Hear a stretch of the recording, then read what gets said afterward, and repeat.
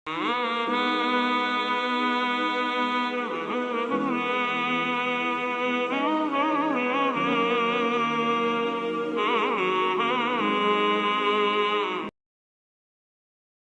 لله نحمده ونستعينه ونستغفره ونعوذ بالله من شرور أنفسنا ومن سيئات أعمالنا من يهده الله فلا مضل له ومن يضلله فلا هادي له وأشهد أن لا إله إلا الله وحده لا شريك له وأشهد أن محمدًا عبده ورسوله أما بعد فإن خير الحديث كتاب الله وخير الهدي هدي محمد صلى الله عليه وسلم وشر الأمور محدثاتها وكل محدثة بدعة وكل بدعة ضلالة وكل ضلالة في النار فأعوذ بالله من الشيطان الرجيم بسم الله الرحمن الرحيم قال الله تبارك وتعالى في القرآن المجيد والفرقان الحميد ومن يبتغ غير الإسلام دينا فلن يقبل منه وهو في الآخرة من الخاسرين وقال في موضع آخر إن الله لا يغير بقوم حتى يغيروا ما بأنفسهم وإذا أراد الله بقوم سوءا فلا مرد له وما لهم من دونه من وال۔ تمام قسم کی تعریفات، حمد و ثنا، کبریائی، بڑائی، بزرگی اللہ رب العالمین کے لیے لائق اور زیبا ہے۔ بے شمار درود و سلام ہوں تمام انبیاء کرام پر، خصوصاً میرے اور آپ کے آخری نبی جناب محمد الرسول اللہ صلی اللہ علیہ وسلم پر۔ محترم بزرگوں، دوستوں، حاضرین جمعہ، آج کے اس خطبہ جمعہ میں جس موضوع کو لے کر میں آپ کے سامنے حاضر ہوا ہوں وہ میرا موضوع ہے مسلمانوں کے حالات زار عالم اسلام میں اور پوری دنیا میں۔ حاضرین جمعہ، نبی کریم صلی اللہ علیہ وسلم کی ایک لمبی حدیث ہے جس میں نبی کریم صلی اللہ علیہ وسلم نے اپنے آپ کی مثال پیش کی ہے امت کے لیے، دنیا میں قیامت تک آنے والے لوگوں کے لیے اپنی خود کی مثال پیش کی ہے۔ آپ نے فرمایا کہ لوگوں، میری مثال اس آدمی کی طرح ہے جو تاریکی میں یعنی اندھیری رات میں جنگل میں سفر کے لیے نکلا ہو اور اس نے روشنی کے لیے آگ کو جلایا، روشنی کے لیے آگ کو جلایا ہو اور اس نے روشنی حاصل کرنے کے لیے اس آگ کو جلایا ہے اور اس آگ کو وہ بھڑکایا ہے اور اس کا کوئی مقصد نہیں، لیکن وہ شخص دیکھتا ہے کہ جس نے آگ لگائی، آگ کو روشن کیا، اس تاریکی جنگل میں، اندھیری جنگل میں روشنی سے فائدہ حاصل کرنے کے لیے، تو وہ دیکھتا ہے کہ کیڑے پتنگے اور چڈے جو ہوتے ہیں وہ آگ میں پڑ رہے ہیں، آگ میں داخل ہو رہے ہیں، اور وہ شخص ہے کہ ان کو روک رہا ہے کہ تم اس آگ میں مت جاؤ، یہ چیز تمہارے لیے خطرناک ہے، یہ چیز تمہارے لیے نقصان دہ ہے، بھلے ہی یہ روشن کیوں نہ دکھ رہی ہو، یہ تمہارے لیے نقصان دہ ہے۔ تو آپ علیہ السلام فرماتے ہیں کہ میری مثال ایسی ہے کہ میں لوگوں کو دنیا میں ان کی کمر پکڑ پکڑ کر کھینچ رہا ہوں کہ تم جہنم میں مت گرو، جہنم میں مت گرو، یہ جہنم کی آگ تمہیں کھینچ کھائیں گی، یہ جہنم کی آگ تمہیں کھینچ لیں گی تو تمہیں تہز نہز کر دیں گی اور اس کا عذاب دائمی عذاب ہے۔ تو میری مثال اس شخص کی طرح ہے کہ میں تم کو آگ میں سے بچا رہا ہوں، دوزخ میں جانے سے بچا رہا ہوں، تمہاری کمر پکڑ پکڑ کر تمہیں پیچھے کھینچ رہا ہوں۔ کیسے پیچھے کھینچ رہا ہوں؟ توحید کی دعوت دے کر، اسلام کی تعلیمات کو تمہارے سامنے رکھ کر یہ بتا رہا ہوں کہ یہ دنیا میں جو شخص نے آگ لگائی ہے یہ شخص میں ہوں، اور یہ آگ دنیا ہے جو بظاہر روشن معلوم ہوتی ہے، لیکن اس کے اندر تم مبتلا ہو گئے تو تم یہاں دنیا میں تو آرام اور آسائش سے اس کی فائدے کو اٹھا لو گے، لیکن یہ دنیا میں تمہارا مبتلا ہونا در حقیقت تمہارا جہنم کی آنکھ میں داخل ہونا ہے۔ جہاں تک آگ کی بات ہے اس کی روشنی سے تم فائدہ اٹھا سکتے ہو، یعنی دنیا میں تو رہنا ہے تم کو، تو دنیا میں ضرورت کے وقت، ضرورت کی جو چیزیں ہیں تمہاری، ضرورت کے لحاظ سے جتنا تم کو دنیا چاہیے، اللہ نے اس کی اجازت بھی دی ہے کہ تم اتنا دنیا بھی کماؤ اور اتنا دنیا سے فائدہ بھی حاصل کرو، لیکن اس میں ڈوب مت جاؤ، ورنہ جس طرح وہ کیڑے پتنگے آگ میں چھلانگے لگا رہے ہیں، اس میں داخل ہو رہے ہیں، اور اس میں جانے کے بعد ان کا انجام کیا ہوں گے؟ وہ جل کے راکھ ہو جائیں گے۔ اگر وہ دور سے آگ کی روشنی سے فائدہ اٹھائے، اس تاریکی جنگل میں جس شخص نے آگ لگائی ہے، وہ آگ اس لیے کہ تاکہ اندھیرے میں وہ محفوظ رہے، اندھیرے کے ذریعے، روشنی کے ذریعے وہ اندھیرے سے محفوظ رہے۔ تو اسی طرح دنیا کی مثال ہے اور میری مثال ہے کہ میں تم کو دنیا میں ڈوبنے سے بچا رہا ہوں۔ میرے بھائیوں، آج مسلمانوں کے حالات زار دیکھیے کیا ہے۔ آج مسلمان اپنی مصیبت کا، اپنی پریشانی کا، اپنی مظلومیت کا رونا دھونا دھوتے ہیں، لیکن کبھی اکیلے میں بیٹھ کر اپنے گریبان میں جھانکتے بھی ہے کہ میں اپنے رب کا کتنا نافرمان ہوں، میں اپنے خالق کا کتنا نافرمان ہوں، میں اپنے رازق کا کتنا نافرمان ہوں۔ وہ رزاق ہے مجھے پتہ ہے، لیکن پھر بھی میں سود خوری کرتا ہوں۔ وہ روزی دینے پر قادر ہے، لیکن پھر بھی میں حرام خوری کرتا ہوں۔ وہ روزی دینے پر طاقت رکھتا ہے مجھے، لیکن پھر بھی میں حرام خوری میں مبتلا ہو کر دنیا کمانا چاہتا ہوں۔ وہ خالق ہے، مجھے پتہ ہے مجھے پیدا کیا ہے، لیکن میں پھر بھی مخلوق کے آگے ہاتھ پھیلاتا ہوں۔ وہ عبادت کے لائق ہے، وہ اللہ تعالیٰ عبادت کے لائق ہے، الہ ہے، لیکن پھر بھی میں دوسروں کے در پر سجدے کرتا ہوں۔ تو یہ انسان کو دیکھنا چاہیے کہ اس کی حالت کیسی ہے، اس کی مصیبتیں، ایک مسلمان کی مصیبتیں، پریشانیاں، مظلومیت کو آپ ایک جگہ رکھیے وقتی طور پر، اور دیکھیے کہ ہمارے حالات کیسے ہیں، کہ ہم اپنی تعلیمات پر، جو ہم مسلمان ہونے کا دعویٰ کرتے ہیں، اس تعلیمات پر پورے اتر رہے ہیں؟ کیا ہمارے اندر اخلاقی پیمانہ پایا جاتا ہے؟ کیا ہمارے اندر اخلاقی زندگی پائی جاتی ہے؟ کیا ہمارے اندر بڑوں کا ادب، چھوٹوں سے شفقت، رشتہ داروں سے میل جول، رشتہ داروں کے ساتھ صلہ رحمی، اپنے سے بڑے کی تعظیم، بزرگوں کی عزت، اور اپنے پڑوسیوں کا خیال، حسن جوار، ان کے ساتھ حسن سلوک کیا جا رہا ہے؟ یہ ہماری تعلیمات ہم کو دیتی ہے کہ ہم مسلمان کہلاتے ہیں، تو یہ تعلیمات ہماری لوگوں کے سامنے پیش ہو، ہمارے اخلاق کے ذریعے دین کی دعوت پھیرے، نبی کے کردار کو اپنا کر آپ نبی کی دعوت کو لوگوں تک پہنچائے۔ آپ اپنی زبان بھی نہ کھولے، لیکن آپ اپنے عمل سے دین کو فائدہ پہنچا سکتے ہیں۔ تو میرے بھائیوں، آج مسلمانوں کی، آج پورے عالم میں دیکھیے ایک حالت ہے مسلمانوں کی کہ آپ ورلڈ لیول پر دیکھیں گے تو میں آپ کو مختصر طور پر بتاؤں گا کہ ایران ہے جو اسرائیل اور امریکہ کا دوست ہے۔ اور ایران کیوں امریکہ اور اسرائیل کا دوست ہے؟ اور مسلمانوں کو سب سے زیادہ خطرہ امریکہ اور اسرائیل سے زیادہ خطرہ ایران سے ہے۔ کیوں؟ کیونکہ ایران میں شیعہ پائے جاتے ہیں جو کہ در حقیقت مسلمان نہیں ہے، لیکن لیبل کیا لگائے ہوئے ہیں؟ مسلمان کا۔ رافضی پائے جاتے ہیں جو صحابہ کی شان میں گستاخی کرتے ہیں۔ خوارج پائے جاتے ہیں جو نبی کریم صلی اللہ علیہ وسلم کے ساتھیوں پر انگلی اٹھاتے ہیں۔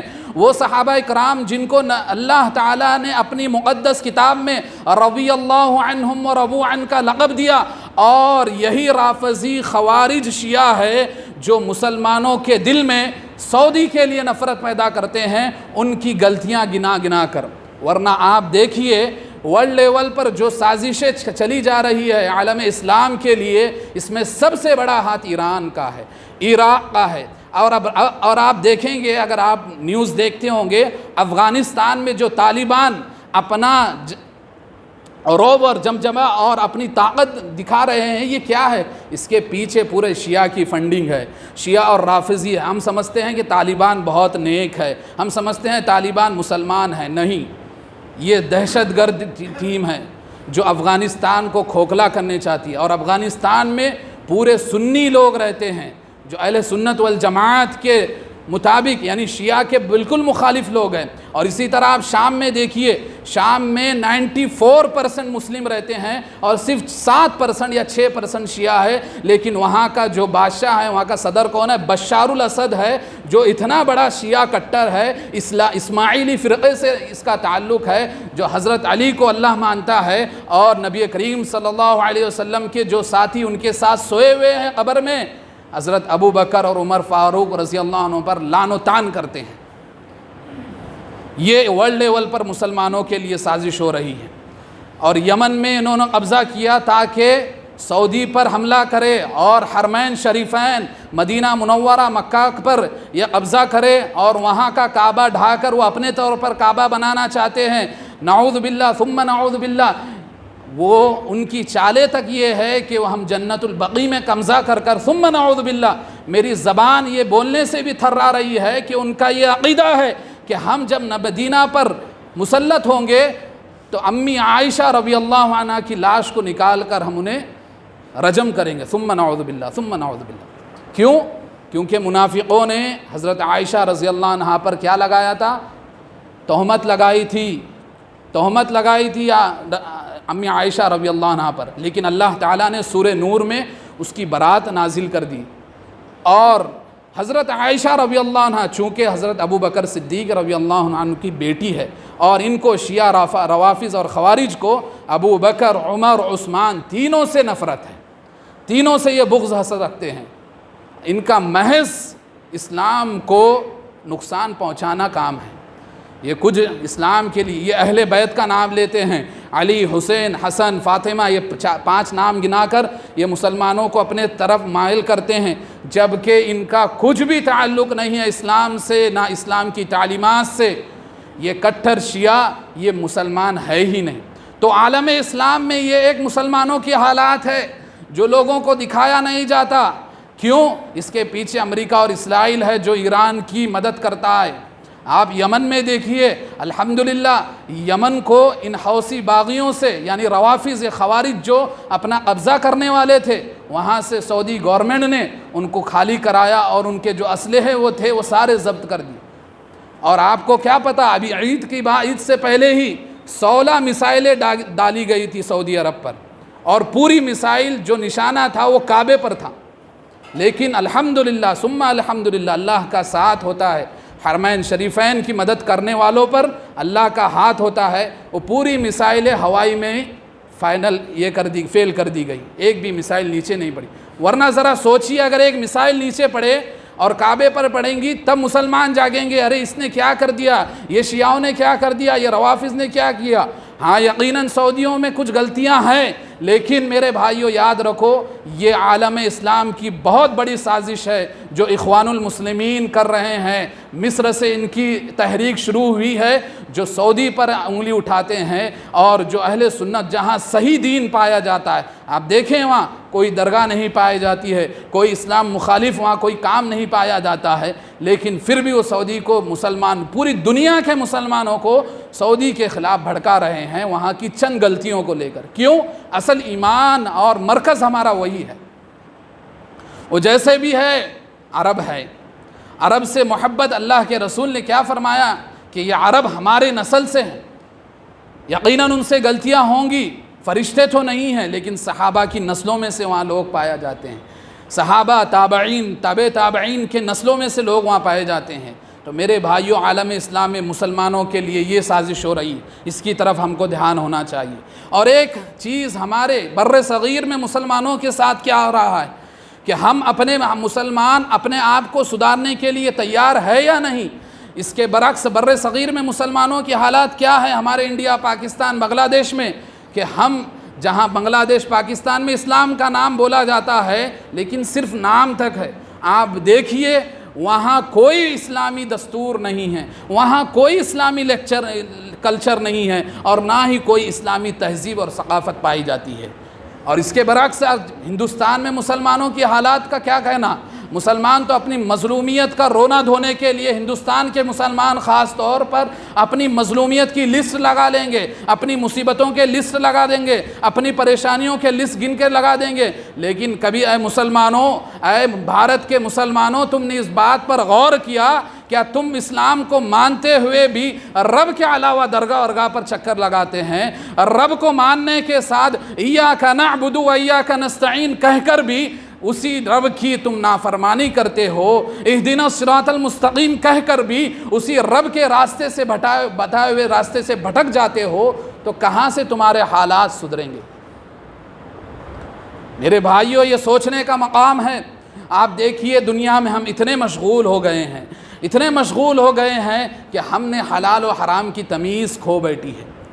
ہم نے حلال و حرام کی تمیز کرنا کھو بیٹا، ہم کو پتہ ہی نہیں حلال و حرام کیا ہے، کہ ہم جس طرح پیسہ ہمیں مل رہا ہے اس کو کما رہے ہیں۔ اور کوئی تو یہ بھی رونا دھوئیں گا تو ابھی تو کرونا ہے، یہ کرونا کے وبال میں ہم کہاں سے کمائیں، ہم کو جیسے مل رہا ہم پیسہ لے رہے ہیں۔ میرے بھائیوں یاد رکھو، یہ تمہاری اپنی گفتگو تمہارے اپنے ایمان کو بتاتی ہے، تمہارے اپنے روحانی زندگی کو بتاتی ہے، تمہارے اپنے اندر دل میں رب سے محبت کو بتاتی ہے کہ تم اتنے جلدی ہار گئے۔ آپ شیب ابی طالب کو نہیں دیکھے، نبی کریم صلی اللہ علیہ وسلم اور ان کا گھرانہ 3 سال تک جنگل میں ان کا بائیکاٹ کر دیا گیا۔ نوبت یہاں تک آنے لگی کہ جھاڑ کے پتے تک کھائے آپ علیہ السلام نے اور آپ کے ساتھیوں نے اور آپ کے خاندان والوں نے۔ کیوں؟ محض اسلام کے لیے ان کا بائیکاٹ کیا گیا تھا پورے مکہ میں، لیکن آپ علیہ السلام نے کبھی اسلام اور توحید کے معاملے میں سمجھوتا نہیں کیا، کوئی کمپرومائز نہیں کیا، بلکہ اللہ کی ذات پر ایمان رکھا اور اس مصیبت کو پوری 3 سال جھیلا۔ تو اللہ تعالیٰ نے یہ نمونہ رکھا میرے سامنے اور آپ کے سامنے کہ آپ جس نبی کو مانتے ہیں، جس نبی کے آپ امتی ہونے کا فخر کرتے ہیں، آپ کے نبی نے تو شیب ابی طالب میں 3 سال ایسے گزارے کہ جہاں کھانا پینا ان کا بائیکاٹ ہو گیا تھا مطلق۔ تو میرے بھائیوں، یہ زندگی ہمارے سامنے کیوں رکھی گئی ہے؟ آپ سیرت پڑھیے، صحابہ کی زندگی پڑھیے، آپ کو پتہ چلے گا کہ مسلمانوں کے حالات کیسے تھے اور اللہ تعالیٰ نے کیسے ان کو سنوارا۔ اور آج بھی کوئی بعید بات نہیں ہے، لیکن مسلمان اسلام لانے کے باوجود اللہ تعالیٰ فرماتے ہیں وَمَن يَبْتَغِ غَيْرَ الْإِسْلَامَ دِينًا فَلَن يُقْبَلَ مِنْهُ، کہ جو بھی اسلام کے علاوہ کسی دین کو چاہیں گا، کسی دین کو منتخب کریں گا مذہب کے طور پر، وَمَن يَبْتَغِ غَيْرَ الْإِسْلَامَ، اسلام کے علاوہ دین اپنا دین بنا لے گا، فَلَن يُقْبَلَ مِنْهُ، اس سے وہ ہرگز قبول نہیں کیا جائے گا، وَهُوَ فِي الْآخِرَةِ مِنَ الْخَاسِرِينَ، اور اس کا یہ دین اپنے دنیا میں اپنے نفس کو دین بنانا، اپنے خواہشات کو دین بنانا، اپنی منمانی زندگی کے حساب سے زندگی گزارنا، اللہ تعالیٰ فرماتے ہیں اس کا انجام کل قیامت کے دن معلوم ہوگا، وَهُوَ فِي الْآخِرَةِ مِنَ الْخَاسِرِينَ، کل قیامت کے دن وہ نقصان اٹھانے والوں میں سے ہوں گا۔ میرے بھائیو، آج کتنے مسلمان ہیں جو اسلام کا دعویٰ تو کرتے ہیں، اپنا نام عبداللہ عبد الرحمن تو رکھ لیا ہے، کیا سود خوری سے بچتے ہیں؟ کیا نماز کی پابندی کرتے ہیں؟ کیا اخلاقی زندگی پر اپنی زندگی گزارتے ہیں؟ کیا نبی کے کردار کو اپناتے ہیں؟ کیا صحابہ کی زندگی کے مطابق اپنی زندگی کو ان کی زندگیوں کے ذریعے روشن کرتے ہیں؟ کیا ایمان کی روحانیت کے ذریعے اپنے دل کو زندہ کرتے ہیں؟ نہیں میرے بھائیو، آپ دیکھیے ہم صرف نام کے مسلمان ہیں، اور اسی لیے اللہ نے فرمایا کہ صرف نام کا مسلمان نہیں چاہیے بلکہ عمل چاہیے۔ اور اللہ تعالیٰ نے ایک دوسری جگہ بھی فرمایا ان اللہ لا یغیر بقوم حتی یغیروا ما بانفسہم، کہ اللہ تعالیٰ اس قوم کی حالت کو اس وقت تک نہیں بدلتے جب تک وہ قوم خود اپنی حالت کو بدلنے کے لیے تیار نہ ہو۔ تو کیا ہم اپنی حالت کو بدلنے کے لیے تیار ہے؟ اللہ تعالیٰ نے دنیا میں موقع دیا ہے، ابھی سورج مغرب سے نہیں نکلا ہے، قیامت ابھی بہت دور ہے، لیکن اللہ تعالیٰ موقع دے رہا ہے، مسلمان سدھریں گے، مسلمان سدھریں گا۔ تو میرے بھائیوں، اپنے آپ کو حقیقی مسلمان بناؤ، اور رب کے لیے مسلمان بناؤ، اور رب سے زندگی آپ جوڑو گے تب آپ کو حقیقی رب سے محبت کا مزہ ملے گا۔ آپ دنیا میں قدم با قدم پر قربانی دیں گے، چھوٹی چھوٹی ہو یا بڑی قربانی دیں گے صرف اللہ کی خاطر، تو اللہ تعالیٰ کبھی آپ کو بے یار و مددگار نہیں چھوڑے گا۔